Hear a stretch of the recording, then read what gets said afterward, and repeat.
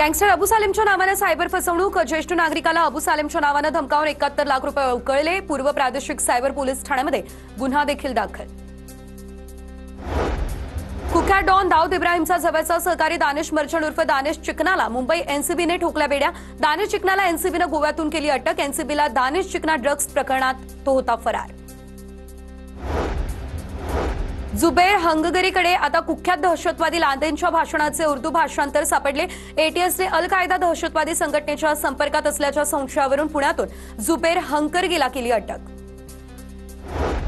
जालन्याच्या वाकोणी माहेर भायगावसह आसपासच्या भागामध्ये जोरदार पाऊस बरसला तर शेती पिकं गेली पाण्याखाली। मागील 3 ते 4 दिवसांपासून परतीच्या पावसाचा धुमाकूळ।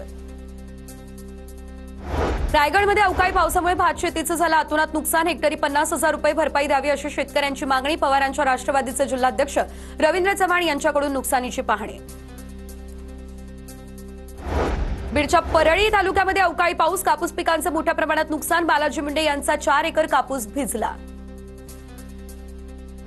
जालन्याच्या बदनापूर तालुक्यामध्ये पावसाची हजेरी, कपाशी पिकाचं झालं मोठ्या प्रमाणात नुकसान। तात्काळ पंचनामे करून नुकसान भरपाई द्यावी अशी शेतकऱ्यांची मागणी।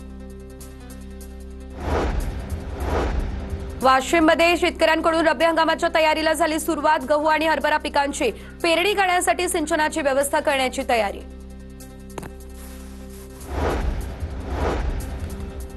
नाशिकमध्ये अवकाळी पावसानं भात शेतीला मोठा फटका। इगतपुरीच्या तहसीलदारांनी नुकसानीची केली पाहणी। त्वरित पंचनामे करण्याचे तलाठ्यांना दिलेत आदेश।